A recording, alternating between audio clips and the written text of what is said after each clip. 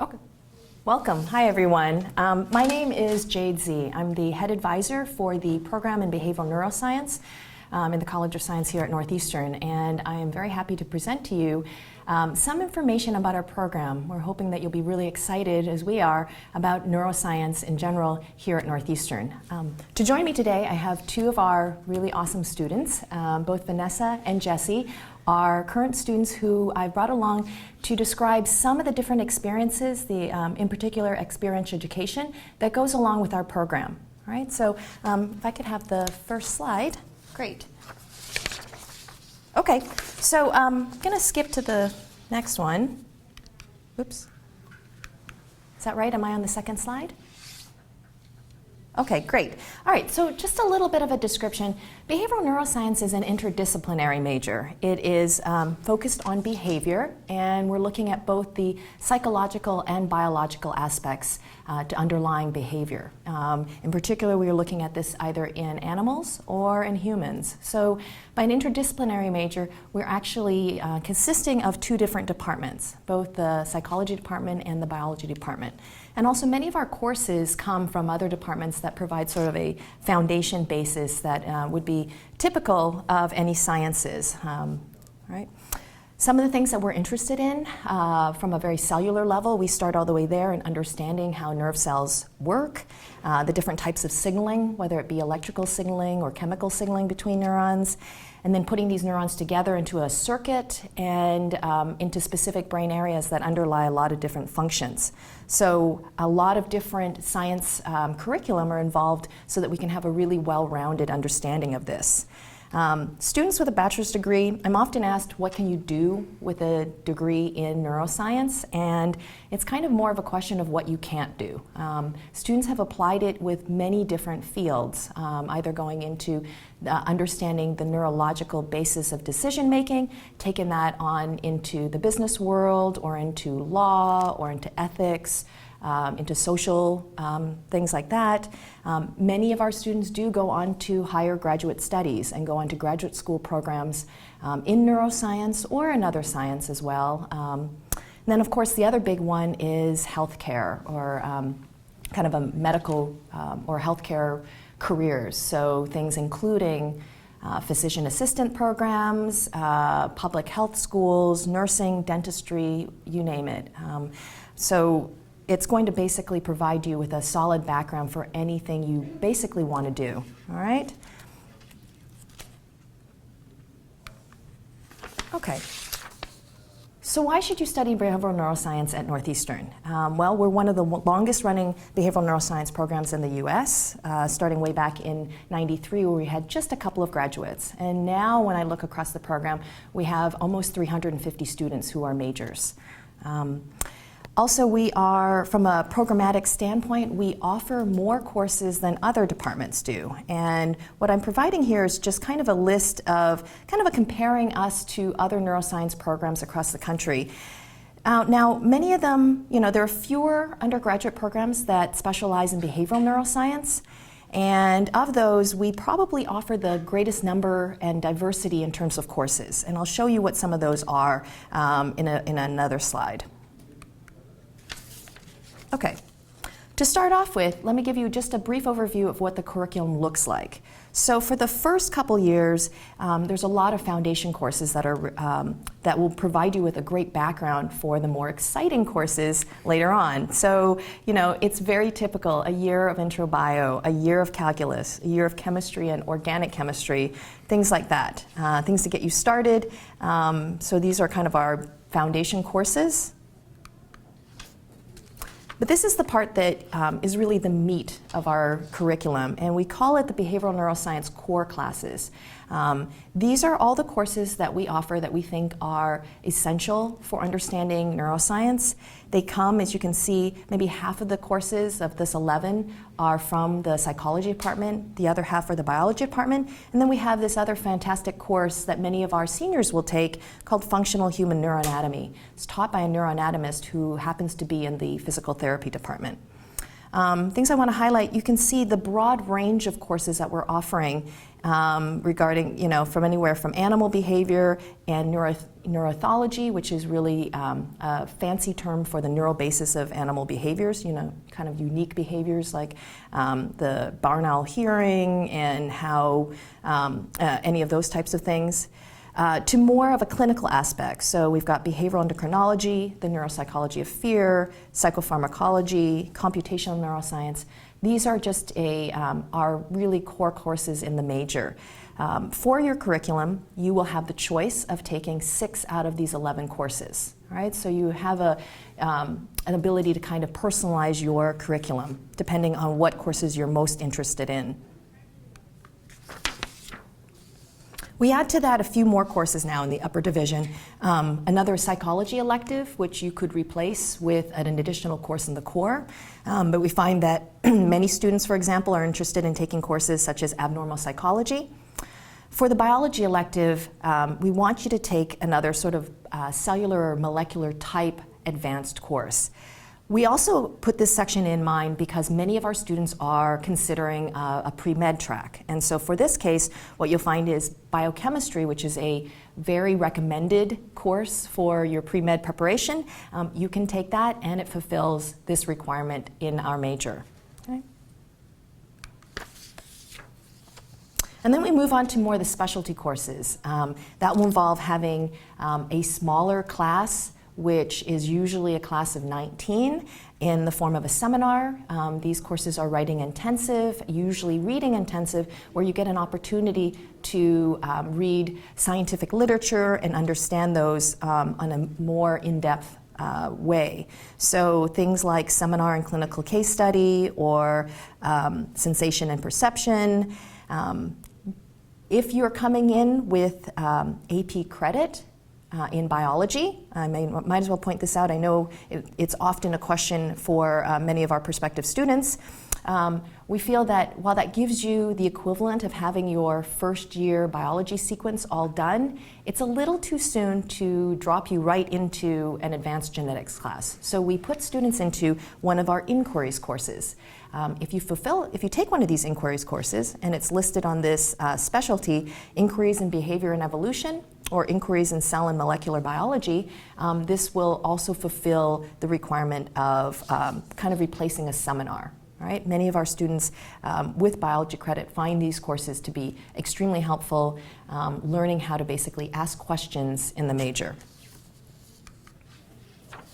Okay.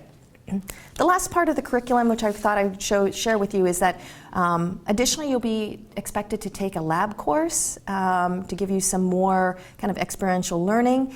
And then, of course, our major is very much interested in taking that knowledge you learn from classwork and getting hands-on experience. Many of our students, to fulfill the experiential education requirement, will do a research internship or a co-op. The two students, Jesse and Vanessa, that I brought along are going to tell you about some of the experiences they've taken during their career here. Other things that fulfill that are a study abroad, and one of the options that students can come in on is actually a NUN program where you might start in a different country, take your first semester courses there, and then join us in your second semester of your freshman year. Jessie has also been part of this program, and she'll talk about her experience coming in through NUN. We pair that experiential education with a way to sort of reflect back on how all your courses kind of come together and your experiential education. We consider that a reflective component. And so for that, any of our capstone courses in either the biology or psychology department are used to fulfill that and kind of round out the experiential education requirement. It seems like a lot of courses in our curriculum. However, I want to show you in this slide that many of them cover all the core requirements in the university, all right? And basically, as you can see from this list, there's only a few remaining extra courses you need to take in addition to fulfill core requirements, that being an arts and humanities class, college writing and advanced writing, as well as sort of comparative study of culture. So you can see all the other requirements that the university has are covered by the courses in our curriculum. Okay. Before I turn things over to our students, which I know you'll be wanting to hear from, just a little bit of information on how to be successful in our major, things that we've passed along to our students when they come in, and we keep reminding them of it. During the first year, we really suggest that students sort of focus on their classroom grades.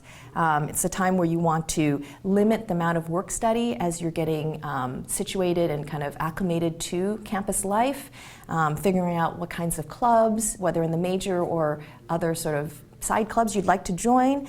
But we kind of look at this time where you can start getting good grades and look over the different departments, all our different faculty across many departments that do neuroscience research, to maybe identify individuals who you might be interested in doing research with. All right? Then in our second year, we say, all right, go have at it. Contact one of the professors that you're interested in their research and start to get some experience in a lab setting while you continue working on your classes. The last thing I want to point out is one of the strong points of our program is a very active student club, and the student club is called Neurons. I've got on this slide their website. They're also on Facebook, things like that. This club meets bi-weekly. They plan events and keynote speakers for the National Brain Awareness Week. They are very instrumental in offering peer mentoring program for our freshman students. Their meetings are unusual topics involving neuroscience, such as neurobiology of optical illusions, the neurobiology of sex, neurogastronomy, things like that. And they do so in a fun setting with pizza. So they are instrumental and really speak well of how our students are very engaged and want to take their course material out into the real world. All right, so I'm going to turn back. I'd like to have our students talk about their experiences. I'm going to start with Jessie, if you want to get started. Hi everyone, my name is Jessie. I'm a second year here at Northeastern, a BNS student. A few things that I've gotten to do while here is I came in through the NUN program and got to study in Melbourne, Australia. I did a lot of my core classes there. I took biology and chemistry. And then I came back second semester of my freshman year and got really integrated into the behavioral neuroscience major and felt very comfortable with it. Now in my second year, I'm on my first co-op and I'm at Mass General Hospital at a schizophrenia research lab, and I'm currently a research assistant working closely with research coordinators, really hands-on and being able to use the knowledge I've acquired so far, and it's been a great experience, and I'm currently trying to find research here on campus when I come back in the summer. So you have a ton of people that are really willing to fulfill all your interests that you have here, and I'm really lucky to be in such a great major. Hi everyone, I'm Vanessa. I'm a fourth year here at Northeastern. I'm a BNS major. I've been really lucky in that I've been able to complete 2 co-ops, one at Mass General's neurosurgery department and another one in the program in neuroscience at Harvard Medical School. For my second co-op, I've had my own independent research project, which has been an amazing experience, and I'll be returning there for a third co-op next summer. I've also been able to complete a directed study here on campus with one of the professors here, Dr. Joe Ayers, in his lab out in our Nahant campus. I worked doing research with neural feedback in lobsters, which was a really cool experience. And yeah, I've just been really lucky to have some amazing experiences here at Northeastern. Should we go to some questions? Yes, we have some questions. One is, what kind of occupations can a behavioral science psychology major support? What kinds of occupations? Okay, so a number of different things. Kind of a broad answer would be that for many professions you need more advanced or specialized training. Students have gone on to different graduate programs, not just in neuroscience, but maybe in journalism. Some I know work in biotech companies as social media specialists, going on into law school, maybe getting into more ethics involved. Of course, any of the health professions, the behavioral neuroscience major is a good preparation for. Are there other ones that you know of some of your student colleagues are interested in pursuing? I think that definitely the health sciences really is doors wide open, especially in this major. I'm really interested in going to med school and pursuing a career in that, and I know that there's tons of opportunities here, especially in this major, and it doesn't limit you at all, and it's definitely, health sciences is a really good career to go into. I also know a lot of people, myself included, who want to go on to graduate school to pursue a PhD in neuroscience or behavior. It's another opportunity that's, their door's wide open, and you can do so much with it. Compared to other programs, I would say that students here, undergrads here, have the opportunity to get a lot more hands-on experience than in other programs. It's much more difficult to try to balance taking classes at all times and trying to work in a lab. And so many of our co-op employees, I have asked them, they are colleagues in neuroscience at Harvard, at MIT, at BU, you know, you have your own students. Why would you want or support having Northeastern co-op students? And the unanimous reply is that given the program of being able to take off 6 months, work full-time, they actually can get students to be trained and to participate in actual research and get that kind of experience. So many of our students have, by the time they finish their degree, have their name on publications. All of these things are extremely helpful for your application to graduate school or a health science program as well. Okay. We have a research question. What kind of projects are neuroscience students working on right now? Do you guys want to answer that? Sure. Yeah. I currently have my own project at Harvard. I'm working on activation of the striatum and the direct and indirect pathways, which has a very broad basis on a few areas. My lab is particularly interested in autism research, so that's something that we're really excited about. I don't have my own research, unfortunately, but the current lab that I'm working in, we're really interested in psychopharmacology with many people that have schizophrenia, and it's it's a huge field that's really coming, and I didn't realize how much psychopharmacology had an impact on different mental diseases and the brain in general, so I've taken a real interest in learning about that. But research is not limited, and there's a ton of stuff that's always going on campus and the co-ops that you're going to get involved in. I'll fill that out with just some of the co-ops that I'm aware of. We've had many students been successful in different labs that are involved in looking at neurocircuitry of vision and sort of understanding the visual circuit pathway using transgenic mice.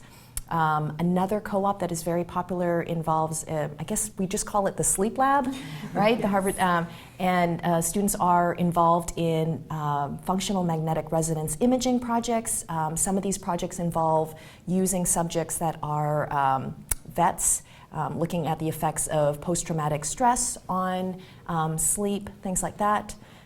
For me personally, this will be my second year bringing an undergraduate student with me to do my own research in the summer, which is at a marine lab on the Cape, and we study how steroid hormones affect the vocal communication system in fishes. So there's a wide range of different research projects that students have been involved in. Okay. Is BNS a good pre-med major? Yes, ma'am. From my experience so far, and being that I want to proceed to med school, I think it's the perfect place to be. I started as a biology major and really geared over to BNS because of my specific interest in the brain, and all the courses that they have lined up for you that are right in the major are what you need to graduate and then go on to med school. So you don't have to kind of worry about getting these other courses in before you leave the university, so it's a lot less stress on you, and you have more time to worry about the scarier things like the MCATs. Actually, the only course that BNS does not cover for a pre-med curriculum is physics, which you absolutely have plenty of time to take. I've taken both physics 1 and 2. I'm planning on applying to both med school and graduate school programs, and I think the BNS program at Northeastern is an excellent opportunity for pre-med or any other career choice. So the other thing I'd mention was we know what sort of the requirements are, and I will say from our incoming class, usually when I ask, how many are interested in medical school, probably a whopping 80 or 90% say that during their first semester. I always like to keep they use the term that they want to keep the option open because many students who then get involved in research end up realizing that they would rather actually look at maybe pursue graduate school instead, or some of our co-op programs are really hands-on working with patients, and so they end up maybe more interested in healthcare but maybe at a nursing level. So I think that for all aspects, our major covers that well. There's no absolute perfect pre-med major. We really suggest that you pick a subject that you're most interested in so you can enjoy your time in your undergraduate years. If you're interested in it, you'll also get better grades because honestly, you need phenomenal grades and test scores to get into med school. But we've got that in mind, and that's partly the reason why we make sure if you are pre-med, you can take biochemistry, and it's not an additional course, not like the physics requirements. Can I do a minor or study abroad as a BNS student? I actually have a minor in French, just out of my own interest. I have plenty of time to fulfill it, and it's been a great experience. In terms of the study abroad, as I said, I was able to do it my freshman year, but I'm also planning on going abroad again a year from now in the fall. They have specific schools that they have set up so that you go there and you can still get the classes you need to complete for a BNS major. I would say that when I look across all of our students, many of them have a minor, and I encourage students to take a minor like in French or in music or something else to really complement their studies. Most of the minors consist of 5 additional courses in that field, and oftentimes if you're picking an arts and humanity minor, that will actually cover some of your core classes as well. So it's very easy to add a minor to your studies. As far as study abroad goes, I meet with quite a few students and have selected a few programs that have more courses in neuroscience, some that we don't offer, and I recommend that. But in general, I tell students don't fill up your entire schedule with just OChem and, and physics when you go abroad. Take the time to enjoy, take some cultural classes, learn from that experience, and you will still be able to make some progress towards your degree. Someone is asking, what about double majoring? Is the workload still manageable? Double majors are less common. I can think of some right now. I have some students who are double major in neuroscience and chemistry, neuroscience and math. The university requirement is that there are 18 distinct courses between the 2 majors so that you can't have overlap. You just basically do the math and realize that it'll just take a longer time to complete your undergraduate degree. Students do that with knowing that, so maybe they'll still finish in 5 years but just do 1 co-op. I don't want to say something specific. It depends on which 2 majors you'd like to complete, and getting adding a second major is something I would recommend that maybe you do it in your second year after you've gotten your feet wet, taken some of the courses, see what you're really interested in, and also having a discussion with your advisor as to for your long-term plans if that makes the most sense and would be beneficial. But we do have some double majors in our program. This is a specific question. What is the acceptance rate of BNS students to medical school? I don't have that data figure. We have a wonderful pre-health program where there is advisors specifically giving workshops, things like that, for gearing you and preparing for applying to medical school. They are also the ones that provide the pre-health club sort of committee letter for your applications. They keep records in terms of how many students who apply get into the program, and I'm not sure if, and from that information, I'm not sure how many of them particular are BNS students. So that's a question for that department, I feel. And we can wrap up with this question. How do honors courses fit into the BNS curriculum? Are either of you guys taking honors courses? Not right now. Okay. All right. So I would say quite a few of our students are in the honors program. That just means if the course is offered, with an honors with an honors section, students just take that. For example, in your biology class or your chemistry class or math classes. I believe for an honors, when you're in the honors program, you just have to take 6 honors classes. One perfect way of doing your experiential education, and I forgot to mention, is you can do a junior and honors seniors project. And so that would fulfill both requirements, sort of being honors courses as well as your experiential education in the major. I will add that the honors, even if you're not in the honors program, I do know that students with a sufficient GPA, I forget exactly the number, you can actually get faculty with a 3.5 can actually do an honors project with a faculty member, even if you're not in the honors college. So that's another way to complete your experiential education and find a way to get more direct lab research experience. All right, so thanks very much. We've been happy to tell you about our program, and we hope to see you in the fall.